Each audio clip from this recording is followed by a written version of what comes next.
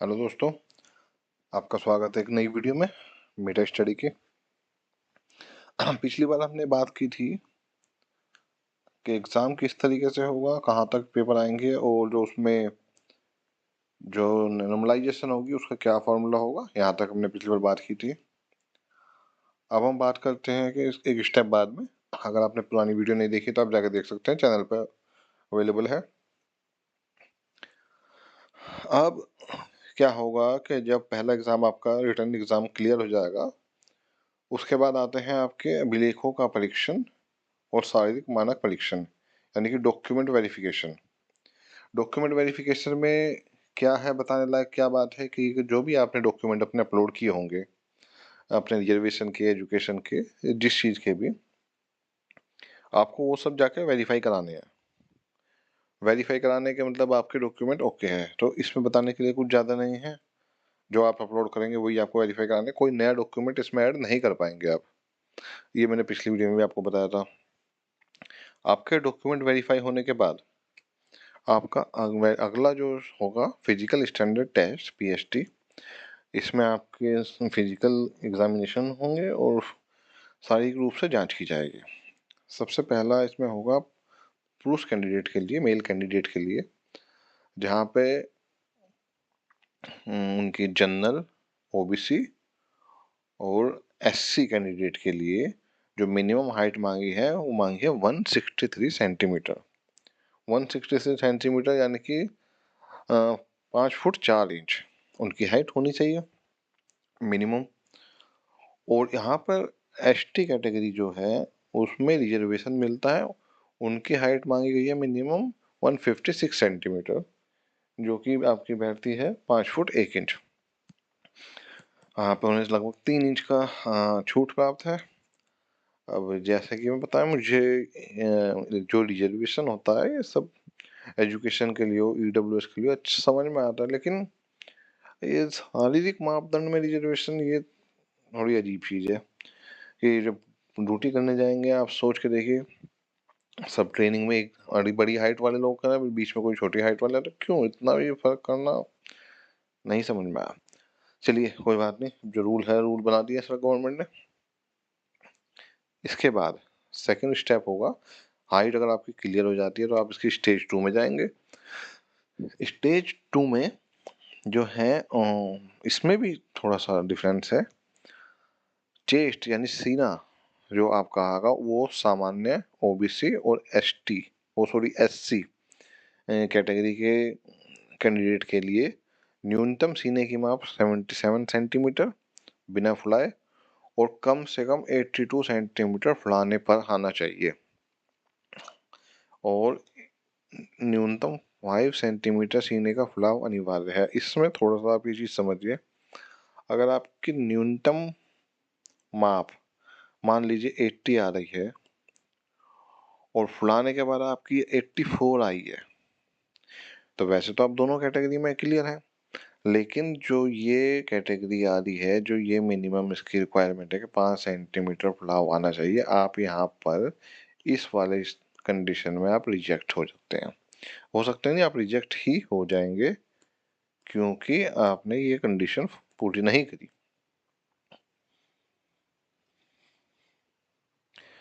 यहाँ पर जो एसटी कैटेगरी के लोग हैं, जो कैंडिडेट हैं, उनके लिए यहाँ पर उन्हें इसमें भी थोड़ी सी छूट मिली है कि बिना फुलाए उनकी जो सीना होना चाहिए वो 75 सेंटीमीटर और फुलाने के बाद मिनिमम 80 सेंटीमीटर होना चाहिए।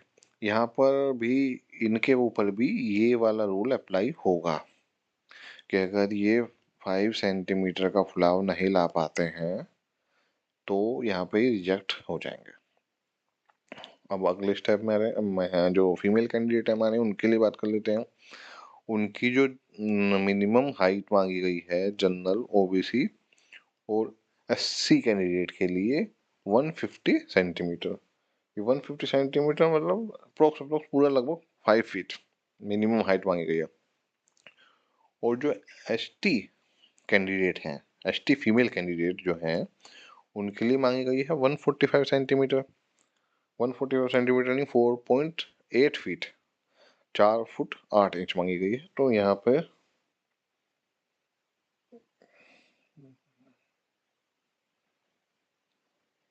थोड़ा सा जो है यहाँ पे ये छूट मिली है, आप देख सकते हैं 5 सेंटीमीटर की।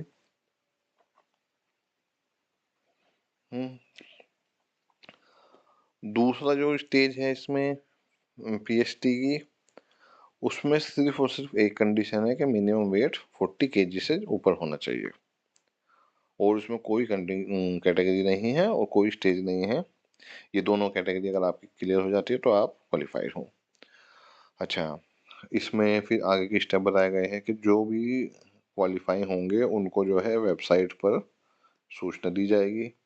अच्छा, इसमें एक बात आप भी ध्यान दीजिए, पॉइंट नंबर 2 है कि यदि उस दिन आप अपने परीक्षण से असंतुष्ट हैं, आपका वो जो मेडिकल टेस्ट हुआ है आप समझते हैं कि वो सही से नहीं हो पाया और आप उसको दोबारा से कराना चाहते हैं, तो आपको परीक्षण के ठीक पश्चात उसी दिन वहाँ पर अपना ऑब्जेक्शन फाइल करना पड़ेगा।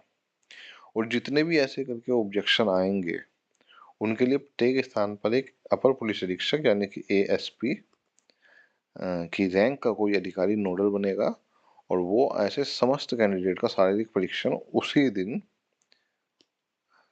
दोबारा कराएगा अपनी निगरानी में। और इसमें भी अगर आप लोग रिजेक्ट हो जाते हैं तो फिर किसी भी स्तर पर अपील नहीं की जा सकेगी। मतलब आपको एक मौका दिया जाएगा, अगर आपका पीएचडी होता है, फिजिकल टेस्ट होता है और आप उससे संतुष्ट नहीं हो पाते हैं तो ठीक है, आप अपनी ऑब्जेक्शन फाइल करिए और उसी दिन शाम को, बाद में जब भी टाइम निर्धारित होगा, आप लोगों का एक बार दोबारा से टेस्ट होगा और उसमें आप पास हो जाते हैं तो अच्छा है, नहीं लेकिन अगर उसमें भी आप रिजेक्ट हो जाते हैं तो फिर आप परमानेंट रिजेक्ट हैं, फिर आप कहीं अपील नहीं कर पाएंगे इस नोटिफिकेशन के हिसाब से। और यही रूल भी इसमें बनाया गया जो।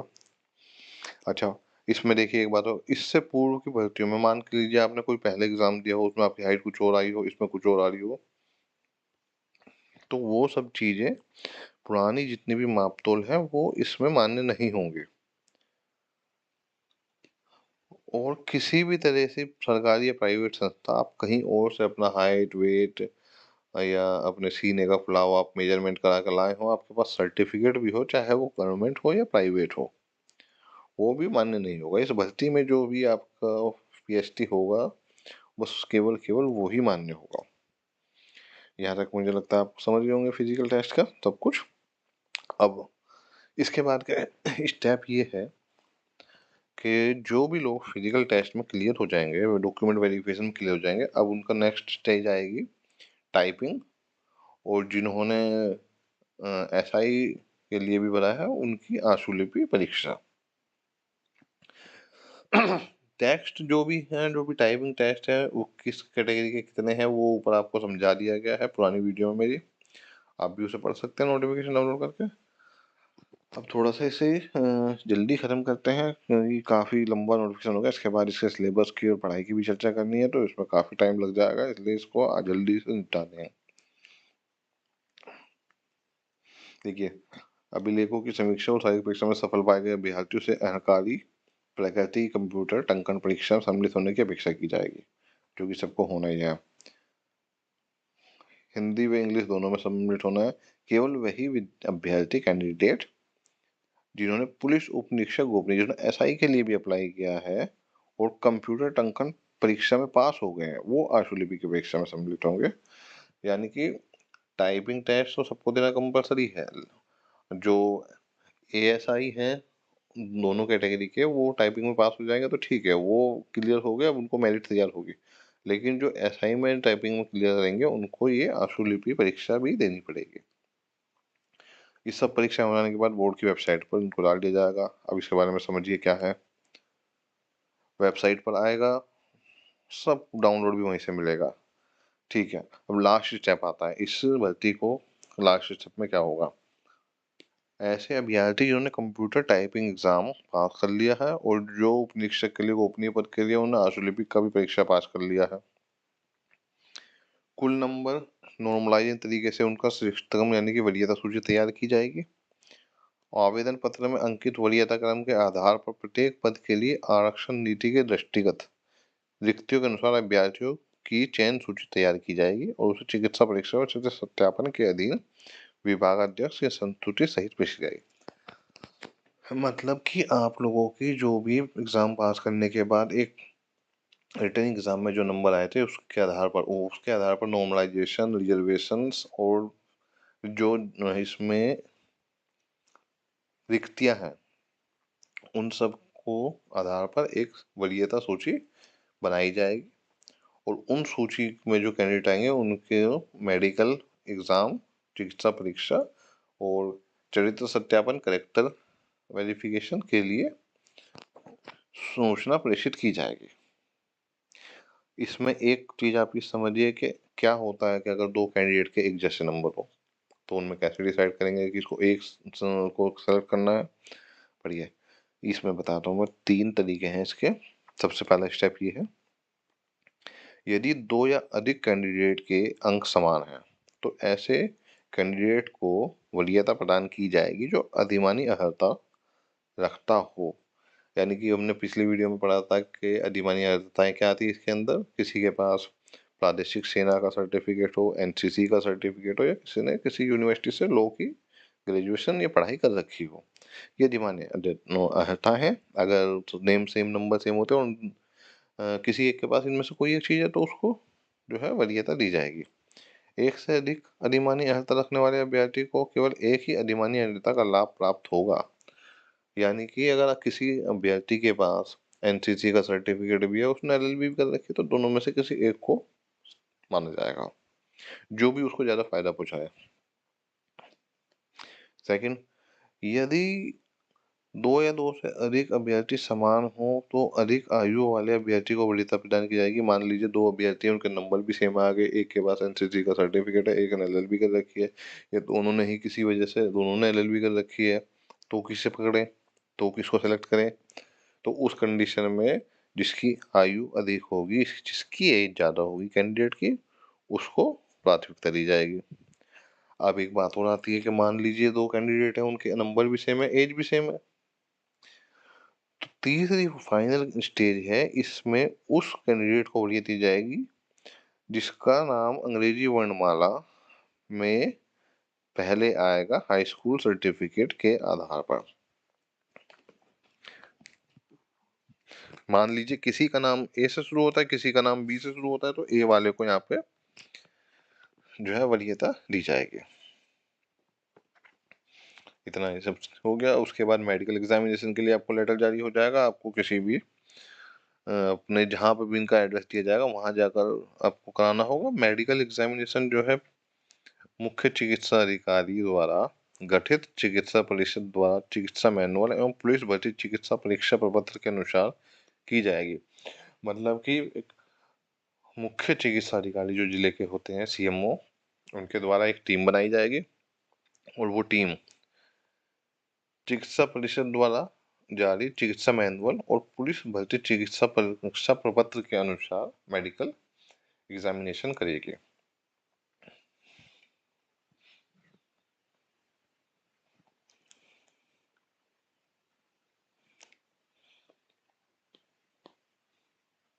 सेकंड स्टेज चरित्र सत्यापन। इसमें आप लोगों को कुछ नहीं करना है, इसमें ये काम पुलिस करती है और पुलिस में भी एलआईयू डिपार्टमेंट करता है। वो चुपचाप आके आपके करेक्टर सर्टिफिकेट, आपकी जानकारी को इकट्ठा करेंगे, फाइल में लगाएंगे और आगे फॉरवर्ड कर देंगे।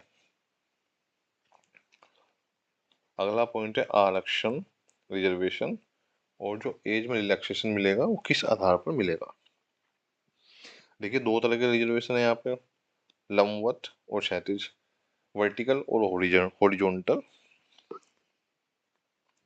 इसमें आपको सबसे ज्यादा ध्यान देने वाली बात यह है कि लंबवत और क्षैतिज, हॉरिजॉन्टल और वर्टिकल रिजर्वेशन सिर्फ और सिर्फ उन्हीं लोगों को मिलेगा जो उत्तर प्रदेश का डोमिसाइल रखते हैं अपने पास, मतलब उत्तर प्रदेश के स्थायी निवासी हैं, सिर्फ उन्हीं को रिजर्वेशन मिलेगा। हर तरह का रिजर्वेशन आ जाता है इसमें। और बाकी एक रिजर्वेशन ऐसा है जो कि फीमेल रिजर्वेशन है, महिला आरक्षण। उसमें ये छूट है कि वो महिला भारत देश के किसी भी हिस्से की रहने वाली हो, कहीं का भी उसके पास डोमिसाइल हो, उसको यहाँ पर पूरा रिजर्वेशन मिलेगा। ये उन्हें अलग से छूट दी गई है। ये सब आगे यहाँ बात करते हैं।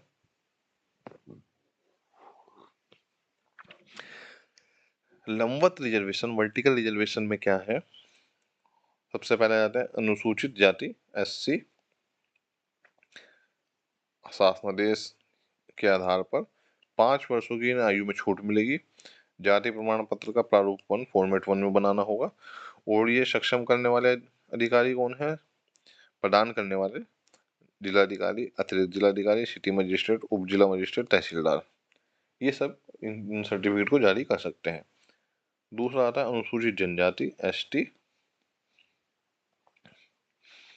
हाँ सॉरी बताना भूल गया कि SC का रिजर्वेशन है 21%, अनुसूचित जनजाति का 2%।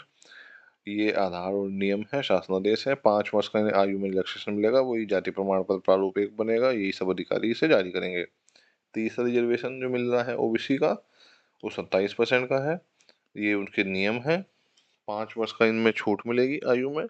जाति प्रमाण पत्र प्रारूप 2 है इसका, और बनाने वाले अधिकारी सेम है। इसमें आपको कोई ज्यादा ध्यान देने वाली बात नहीं है, ये आपको तहसील से बनता है, तहसील वाले बनाते हैं, आपको सिर्फ अप्लाई करना होता है। ये प्रारूप 1, प्रारूप 2 ये सब उनका काम होता है। चौथा रिजर्वेशन है EWS का। ये इसका शासनादेश है 2019 का शासनादेश है, क्योंकि EWS 2019 से लागू हुआ था। ये फॉर्मेट दे दिए इसके, और बनाने वाले अधिकारी, सक्षम अधिकारी ये हैं। हॉरिजॉन्टल रिजर्वेशन की बात करें तो 2 तरह का है। तीसरा महिला वाला भी इसमें जोड़ रखा है, लेकिन ठीक है, महिलाओं को भी इसमें जोड़ देते हैं। सबसे पहला फ्रीडम फाइटर का 2% रिजर्वेशन है, डिफेंडिंग फ्रीडम फाइटर DFF। इसका जो प्रमाण प्रारूप है वो 4 है। नीचे सब दिए हैं इस नोटिफिकेशन में प्रारूप, आप देख लेंगे, मैं भी दिखा दूंगा। और इसमें यह ध्यान रखने वाला योग्य है कि इस सर्टिफिकेट को सिर्फ और सिर्फ DM, जो जिले के DM होते हैं, उनके साइन से जारी होता है। उनसे निचले लेवल का कोई भी व्यक्ति इसको जारी नहीं कर सकता। तो आप इसी का ध्यान रखिए, अगर आप ये बनवाने जाएं और कोई आपसे कह रहे हैं कि भाई हम बनवा देंगे, तो बनवाने के बाद आप चेक जरूर कीजिएगा से।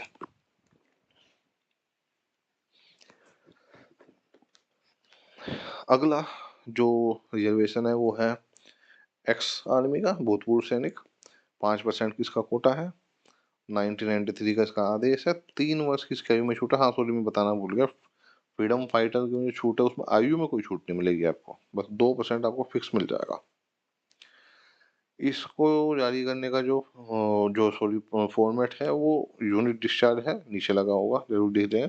अब प्रमाण पत्र देने वाले सक्षम अधिकारी जो है, सक्षम सैन्य अधिकारी यूनिट प्रभारी, जहाँ से भी वो रिटायर हुए होंगे या जहाँ से भी उन्होंने सेवानिवृत्ति ली होगी, वहाँ के यूनिट के अधिकारी जारी करेंगे। तीसरा रिजर्वेशन है महिला का, 20% फिक्स है,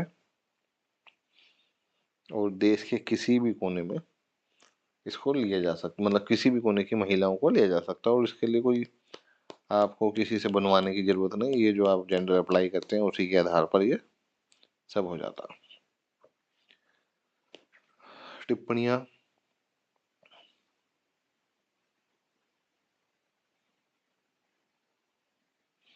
भूतपूर्व सैनिक की आयु सेना में की गई सेवा अवधि को उनकी वास्तविक आयु से घटाने पर निर्धारित आयु सीमा से 3 वर्ष से अधिक नहीं होनी चाहिए।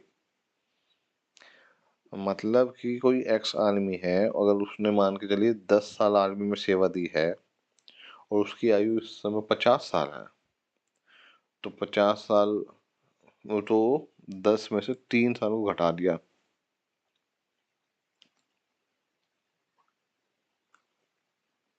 ओ सॉरी गलत हो गया, गलत बता दिया।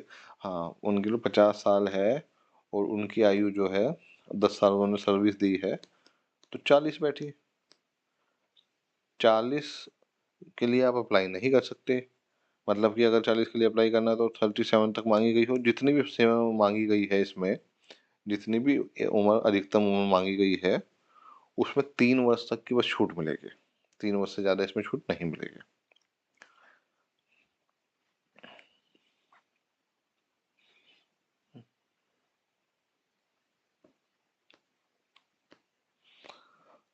अब आ जाते हैं अगले पॉइंट पर। जितने भी देखो प्रमाण पत्र है, इसमें सब में एक चीज़ फिक्स है कि सब आपके पास तैयार होने चाहिए अप्लाई करने से पहले की डेट तक के लिए। अगर आज आप अप्लाई करने जा रहे हैं तो 1 दिन पहले तक आपको सब तैयार होने चाहिए। और इसमें एक चीज़ और है, सारे सर्टिफ़िकेट सिर्फ़ वन टाइम बनते हैं, लेकिन ये जो 2 सर्टिफ़िकेट है ओबीसी का और ईडब्ल्यूएस का, ये उसी वित्तीय वर्ष का होना चाहिए। ईडब्ल्यूएस और ओबीसी हर साल माँगते हैं, नया माँगते हैं, क्योंकि हर साल कुछ जो जातियाँ होती हैं ऊपर नीचे होती रहती हैं, और ईडब्ल्यूएस हर साल माँगते हैं, तो ये उसी वित्तीय वर्ष का होना चाहिए। बस इनमें ये डिफ़रेंस है, बाकी इसमें कोई नहीं, सब सेम है। स्वतंत्रता सेनानी के जो हैं वो ये लोग कैटेगरी हैं, इसे अगर कोई है आप पढ़ लीजिए, हम इसमें थोड़ी वीडियो को लंबा नहीं करेंगे। भूतपूर्व सैनिक की जो कंडीशन है वो ये है, आप इन्हें पढ़ लीजिएगा, अगर कोई यहाँ से रिलेट करता है तो वो पढ़ लीजिए इसको। ऑनलाइन आवेदन प्रक्रिया, ये इसके लिए एक अलग से वीडियो बनाएंगे जिसमें पूरा करके दिखाएंगे आपको अप्लाई। अगर वैसे आप सबको आती होगी, अगर आप डिमांड करेंगे तो आप कमेंट कीजिए, इसके लिए एक अलग से वीडियो बनाएंगे। अभी फ़िलहाल इसको स्किप करते हैं, आगे बढ़ते हैं।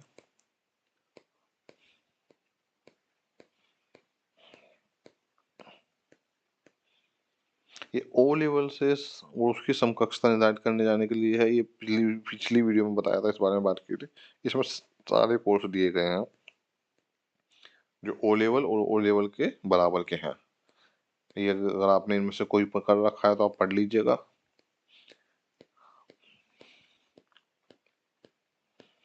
इसके बाद आ जाते हैं पाठ्यक्रम।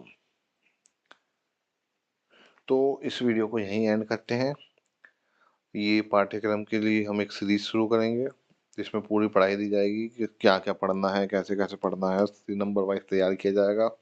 वो एक पूरी अलग से एक सीरीज चलेगी जिसमें साथ में सब चीज़ों की तैयारी की जाएगी, एक एक सब्जेक्ट को एक एक उसकी वैल्यू बताई जाएगी। बहुत सारी इसमें फेरबदल हैं, ऊपर नीचे हैं, जैसे कि कुछ भी चीज़ें हैं उसकी स्टडी जो है शुरू करेंगे।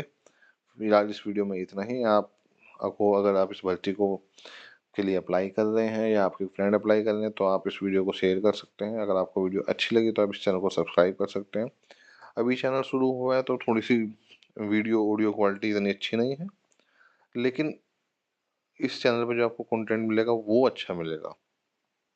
वीडियो की क्वालिटी हम धीरे धीरे सुधार लेंगे, क्योंकि आदत नहीं है, पहली बार शुरू बना रहे हैं। जैसे जैसे बनाएंगे इसमें भी सीख जाएंगे। लेकिन इस चीज़ की बात पक्की है कि आपको कंटेंट अच्छा मिलेगा, आपको एजुकेशन अच्छी मिलेगी, आपकी पढ़ाई अच्छी होगी। तो आप इसको चैनल को सब्सक्राइब करिए अगर आपको वीडियो अच्छी लगती है। अगर नहीं लगती तो मत कीजिए, आप दोबारा आकर चेक कीजिए, आगे जब वीडियो आपको अच्छी लगेगी आप तब सब्सक्राइब कीजिएगा। ठीक है, थैंक यू।